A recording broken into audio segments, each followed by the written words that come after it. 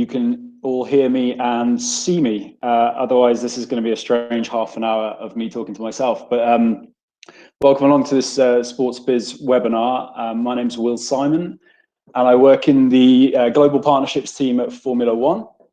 And we've got about a half an hour today to talk to you a little bit about what Formula One has been doing in the world of digital transformation, and also to talk to you around what we're doing in esports, and in particular our virtual Grand Prix, which some of you may have seen most recently. So I'm going to talk for about 20 minutes, and then I'm going to answer some of your questions. So please do contribute to the questions tab on the top right. Anything to do with Formula One or esports, happy to try and answer. But I guess just to kick things off, I wanted to, for anyone who is new to Formula One or not familiar with Formula One, wanted to give you a little bit of a summary of us as a sport. So this year, Formula One is 70 years old.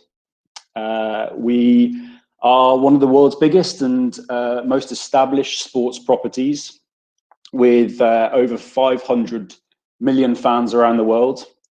Last year, we broadcast to a cumulative audience of nearly 2 billion people. And right now, at the latest count, we have about 25 million plus people following us on social media. So we're incredibly well established in the world of sport. And you're probably familiar with what we do, which is to put on world-class events, Grand Prix races in some of the world's most impressive destinations. So in any given circumstance, in a normal year, we'd be putting on 22 races. I'm sure you appreciate this is not quite a normal year at the moment, but 22 races. We have 10 iconic teams, the likes of McLaren and Mercedes, Red Bull, Ferrari, who all compete annually in our sport, and some of the world's most iconic athletes as well. So Lewis Hamilton, Max Verstappen, Lando Norris. These are all familiar names to a load of you, I'm sure. Right now, and since the takeover from Liberty a couple of years ago, our goal has been quite simple, and that's to present to the fans the world's greatest racing spectacle. And I'll run a little bit about how we're going to do that and how we've been changing the sport. But we keep that in mind throughout everything we do, which is how we build and create the greatest racing spectacle on the planet. So it's worth, when we're discussing transformation, it's worth considering where Formula One has come from. And this image is probably a little bit unfair. We weren't broadcasting in black and white 3 years ago. But there's been a huge amount of transformation in Formula One over the last 3.5 years. We were bought by Liberty Media at the back end of 2016, 2017. And what Liberty Media inherited was a very well-established global sports property. But in certain areas, it saw that it was undermanaged and underleveraged. And what it took was this core motorsport product, and over time has started to bolt on other elements to the sport to widen Formula One from not just a motorsport event and entertainment platform, but into something that touches lifestyle, touches wider entertainment pillars, and is able to engage with a wider audience than just your typical motorsport fan. So, 3.5 years ago, Formula One was run out of a single office in London. It had no marketing team. It had no sponsorship division. It had no research division. And not only did it have no research division, it had no research. And so certainly one of the biggest changes over the last couple of years has been to take this core product, this motorsport product, and really start to understand why, when, and how people engage with it. And that has been, I would say, that the biggest acceleration is understanding those fans. Once we've been able to understand those fans and why they engage with Formula One, we've then been able to build a number of products around that to speak to these fans in different volumes and to speak to them in a language they understand. I'll come on later in the presentation to discuss some of the new products and platforms that we've created, but including esports, which is a major one. But what we've learned through that research process over the last couple of years, and as we go through this transformation, is that people do engage with Formula One in many different ways. From your casual fan who may watch 1 or 2 races a year, who maybe tuned into the Netflix series recently, and who will follow Lewis Hamilton on Instagram. We are able to understand their behaviors and what makes them tick and what the reasons they engage in Formula One, right the way through to your real avid fans at the other end of the spectrum, who probably attend in person 3 or 4 races a year, who follow every driver, who watch every race in its entirety, who maybe buy the F1 2019 game on console, and who are soaking in and ingesting huge amounts of information from the sport. So again, we've been able to take our understanding of that demographic and dial up our offerings accordingly. So things like F1 TV, for example, which is our OTT platform, which gives fans that extra level and layer of insight into the sport. A very, very rich data-led environment for fans who want that extra level of information. And again, it's all about this ability to super serve those fans and to speak to them at a volume and at a tone that is most applicable. I think if I was to summarize the transformation in kind of one sentence, it is around taking your core product and the ability and the flexibility to bolt on these additional attributes to the sport. So that's kind of where we've come from, and where we're going is really to dial up all of those areas I mentioned, and to really ensure that we are becoming the world's premier sports, lifestyle, and entertainment platform. We through new technologies and through our constant learning about our fan base, we have now been able to super serve those fans. And I think this is a journey. It's not a destination. I don't think we'll ever arrive at a place where, as a sport, we feel we've finished understanding those fans. But we're continuing to launch new products into the market, whether it's podcasts, whether it's our fantasy product, whether it's new digital offerings, whether it's things like fan festivals, where we're taking Formula One to city centres around the world. There is an appetite within Formula One now to test these products and be fully aware that some of these could fail. And I think that's a major shift in mentality as a business, that there's now a willingness to test things, to see what works and what doesn't. And that was a mentality that was instilled by Liberty from the very beginning, which was we have an incredible opportunity to shape this historic sport. Let's test things as we go. Some things have worked, some things haven't worked, and I think we've been very satisfied that the majority of things have worked and have given us that ability to serve fans in different ways. So, to give you some examples then of what we have been doing through this transformation. When I talk 3.5 years ago that we had no marketing division, we had no sponsorship division, we had no research division, we also had no digital division, we had no digital team. In fact, Formula One didn't have any presence on social media whatsoever. And albeit from a very small base, we have over the last couple of years been consistently the fastest growing sport on social media. Over 25 million followers across our owned and operated platforms. And what that growth has allowed us to do is to start carving up and diversifying those digital products. building platforms that are malleable and are able to serve our fans. So whether that's being able to offer ad displays to partners on our web pages, to branded content opportunities, we're also now creating a whole range of new products across podcasts and fantasy. I think transformation and digital transformation, is a phrase that's used, thrown around quite a lot. And actually, when you look at some of the new products within Formula One, that has been a real transformation. And it continues to transform as we continue to learn about our fans. But, we came from a real standing start. So, the digital space holds for me probably the most examples of transformation within Formula One. Then when we start thinking about our core product, which is racing, we are nothing as a sport if the content on the track isn't compelling.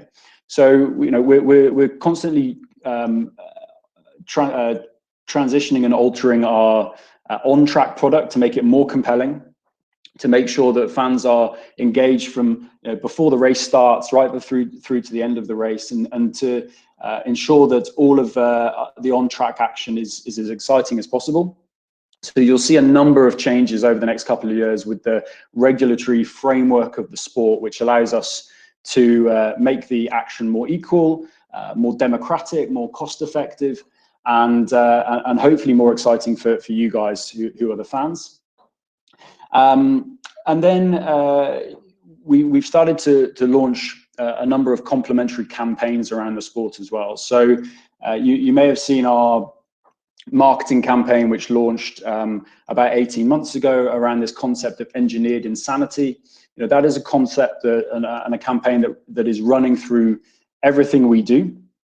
So we've been able to build these 2 or 3 key pillars across digital, across the motorsport product, and across marketing, which are now sort of weaving the fabric of the sport and holding everything together.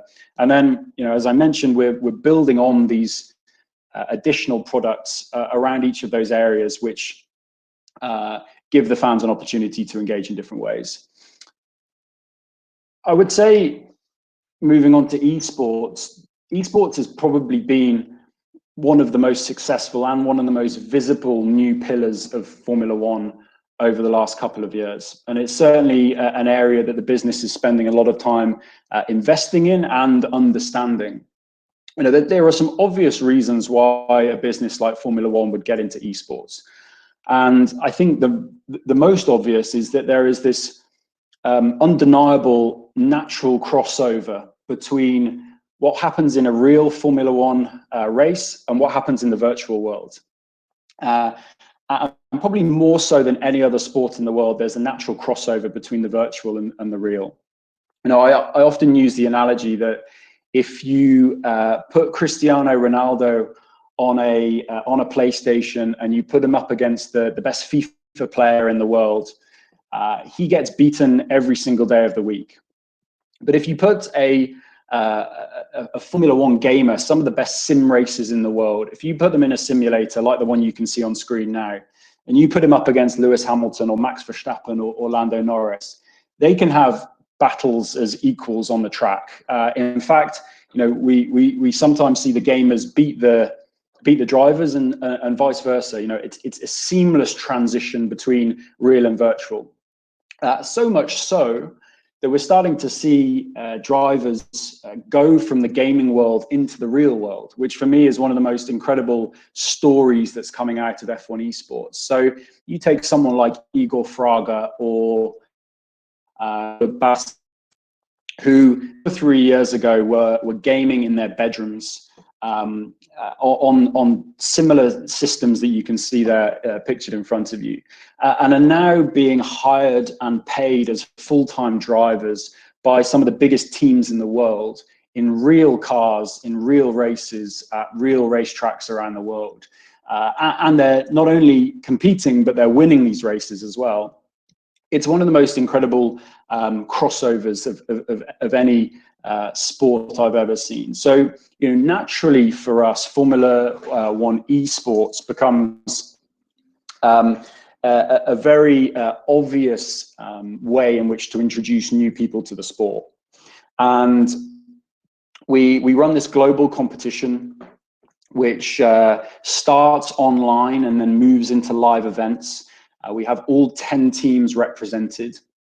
Last year we had over 100,000 participants enter online. We whittled that down to the best 20 drivers in the world. And they're competing for a prize fund of £750,000 in or dollars, sorry, in 2020. So there's a natural opportunity for us to lower the barrier of entry into Formula One by using esports. My personal opinion is within the next 10 years, we will see a driver on the Formula One grid who has started in their bedroom as a gamer and will move all the way through the sport. So, instead of having to come through karting or come through some of the more traditional formulas to get into Formula One, I think we'll start to see this generation of gamers who are moving into Formula One having started on a console. So there's the obvious opportunity to lower the barrier of entry. We're also finding that F1 esports, and this ties into the theme of transformation, is speaking to an audience that Formula One traditionally didn't speak to. 79% of our F1 esports audience in 2019 was under the age of 34. And again, this is to the point of speaking to these audiences in a language and at a volume that resonates with them most. So we're certainly seeing the age demographic of Formula One come down because of F1 esports. It's widening the opportunity pool for participants in our sport.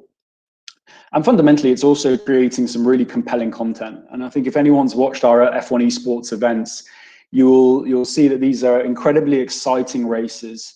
And these are athletes and gamers who are at the very top of what they do. We're going to be investing heavily in F1 esports over the next couple of years, and you're going to see continued participation from all of the major teams who, again, not only see F1 esports as a nice marketing pillar, but they also see it as a real opportunity to spot the gamers of the future. I think to add to that, we're conscious of the fact that not everyone is going to get to a point where they are a top sim racer in the world and they're competing in F1 esports at the highest level. And that's why we're also creating some complementary products for more of your casual gamer. There's the obvious platform like our F1 2019 game that anyone can buy on Xbox or PlayStation or on PC. But we're also creating a range of mobile products as well. So anyone in the App Store can download the F1 mobile game. And we're seeing huge engagement through that mobile product as well that is catering to that more casual audience. One thing that we've created most recently, given the current situation then, is to take our core F1 esports product and following and to turn this into these standalone unique events, which are taking the place and filling the void, sadly, of course, of where the normal Grand Prix would be. So 2 weeks ago, we should have been at our second race in the season, which was in Bahrain. For obvious reasons, that didn't happen. And so we created this F1 Virtual Grand Prix event. It highlighted to me initially that there was such the speed in which we could turn around with these events was truly remarkable. And that's obviously the beauty of housing a lot of this online, is that you can engage a vast audience at speed, at scale. But the Virtual Grand Prix was a Formula One race around the Bahrain circuit. And we invited a mix of Formula One drivers, motorsports content creators, influencers, celebrities, and other sports people to take part in this event. So we had the likes of Lando Norris and Nico Hülkenberg. We had people like Ian Poulter, the golfer. We had Liam Payne from One Direction. We had content creators like Jimmy Broadbent, who are all involved in this event, who are streaming and competing from their bedrooms using their own gaming setups. And we produced it, and we distributed it like any other Formula One event. So it was live on Sky Sports. It was live across all of our linear channels and linear distribution partners globally, but also across all of our owned and operated channels as well, F1.com, YouTube, Twitch, and so on. We, at the latest count, had about 3.2 million views on F1 channels alone. And the beauty of this was that also a lot of those participants were streaming through Twitch. Lando Norris, as an example, at his peak, had about 104,000 concurrent live viewers on his channel alone. So in a short window, in a short space of time, we were able to generate this unique standalone event, which which crossed over a number of the sort of natural boundaries of esports. And I think what this period is doing is allowing people to engage in esports when perhaps typically they wouldn't have done before. We're very lucky as a sport, aside from the natural crossover between real and virtual, that we have a number of our athletes and our drivers who are completely fluent in the language of esports. I just mentioned Lando Norris. Max Verstappen is another example. These are drivers who, when they're not at a race and traveling around the world, they are in their bedrooms gaming. And we're fortunate that they get this world, they get how to engage with the fan base. I would encourage absolutely anyone to watch the event on Sunday, which is going to be our next virtual Grand Prix.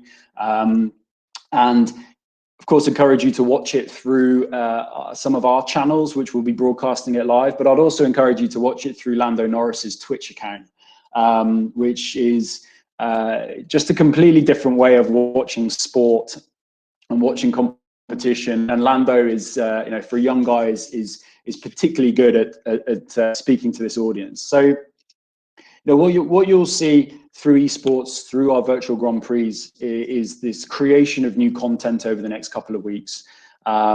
It's complementing our existing products. It sits right across the Formula One ecosystem. So we have our partners involved, we have our broadcasters involved, we have all of our digital platforms involved, and we're hoping, that it gives the fans some light relief over the next couple of weeks in what is obviously a very unique situation.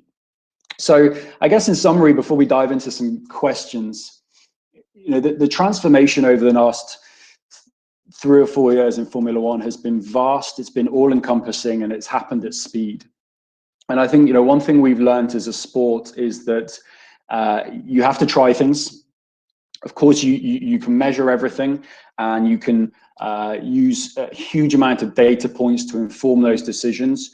But nothing is better than just trying things. And what we're now seeing is the results of that transformation, which is a sport that is rich on multiple different levels. Whether you're coming to a race, whether you're watching on Netflix, whether you're competing online, whether you're listening to our podcast, it is a sport that is now creating these multiple touch points.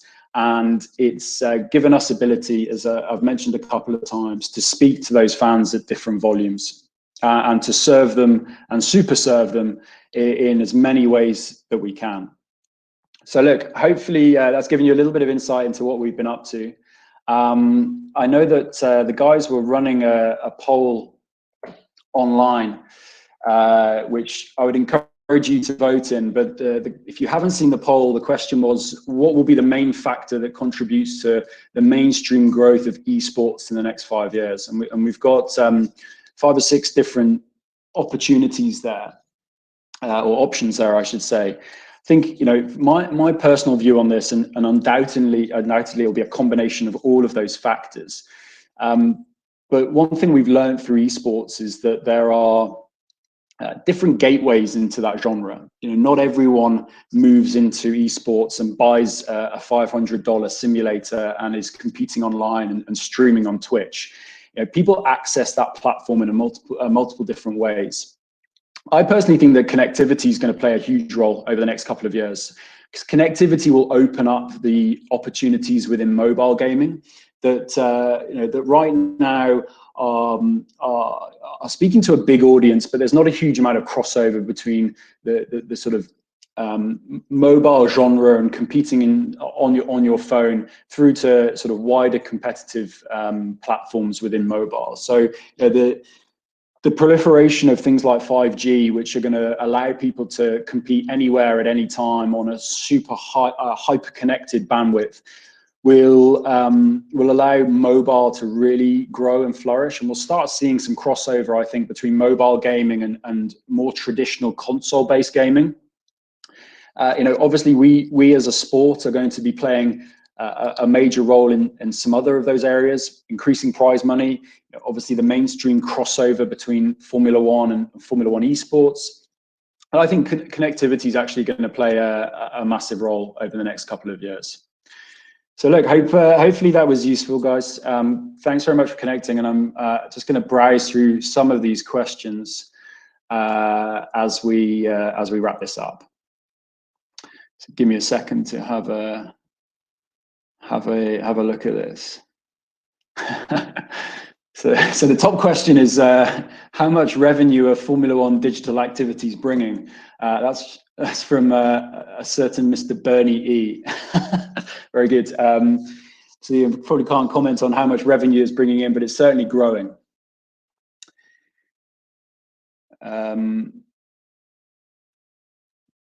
So Francisco asked, do you see at some point F1 selling esports broadcasting rights, and eventually these rights being more expensive than traditional broadcast deals? Well, we already are distributing and in some instances monetizing our esports broadcasting rights. There are a number of examples where our traditional broadcasters have taken those rights, whether it's ESPN in the US, Sky Sports in the UK, and Fox across Australasia. So that is already a model that is obviously replicating the real world.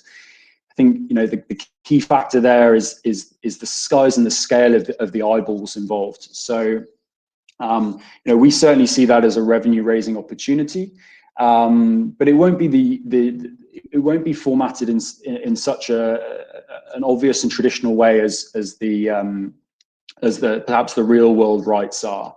And I think that there's a broader opportunity to start factoring in betting and gaming into esports. There's a broader opportunity to start introducing fantasy products into esports.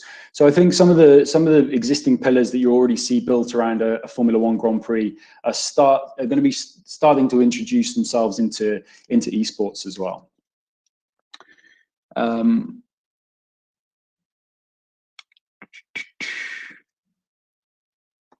So Michael asked, once this lockdown period ends, do you think people will continue to be interested in esports broadcasts?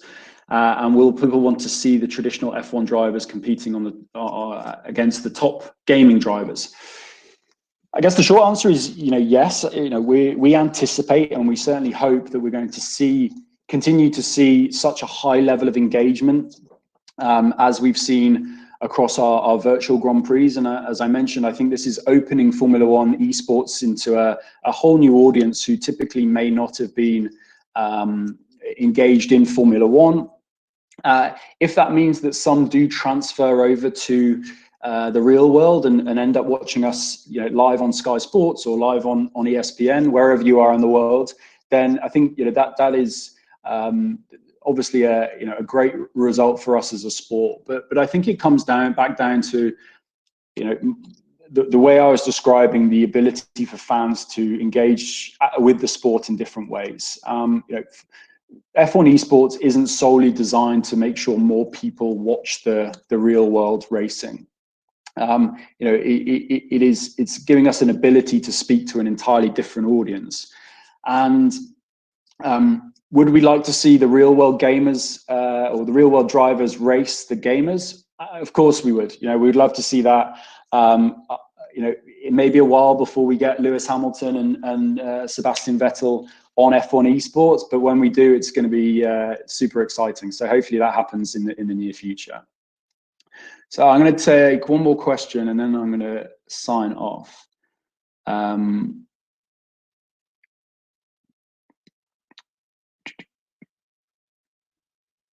So Alex Winkler asked, how important do you think it will become for drivers to take an example from Lando Norris, blurring the lines between professional racing and high-level esports sim racing?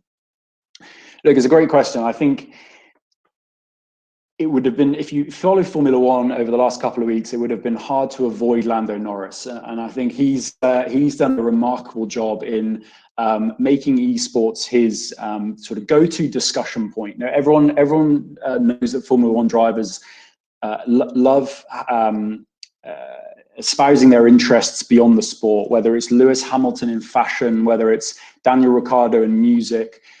Lando Norris is certainly bringing esports to that wider audience, and he is certainly positioning himself as first and foremost a great content creator. Again, I would encourage anyone to watch his Twitch channel or watch the highlights. He was absolutely hilarious in the last broadcast where he rang up all of his driving friends and asked them for advice. That piece of content alone got over 4 million views on Instagram. So he's a master of the genre, and he's certainly stolen a lead on other drivers in that area. Now, whether we'll see drivers take his lead and start streaming more of what they're doing on simulators, perhaps, I think it boils down to what all of us are trying to achieve in this sport, which is to give fans more accessible ways of accessing the drivers. And the fact that Lando can take you behind the scenes into his bedroom and commentate on his own driving is just another example of where these drivers are sort of pulling down the curtain and showing people behind the scenes. I think Lando is going to do remarkably well out of this. And the great news is that he's a super fast driver on the track in the real world as well. So there's no question that this is compromising his ability. He's a special talent, and he's certainly found his niche here. So I suspect we'll start seeing more drivers start to take his lead. Cool, guys. Well, look, thanks so much. I'm going to sign off. Hope that was useful for everyone. Feel free to follow up if there's any more questions. Yeah, hope everyone stays safe in this strange time. All the best.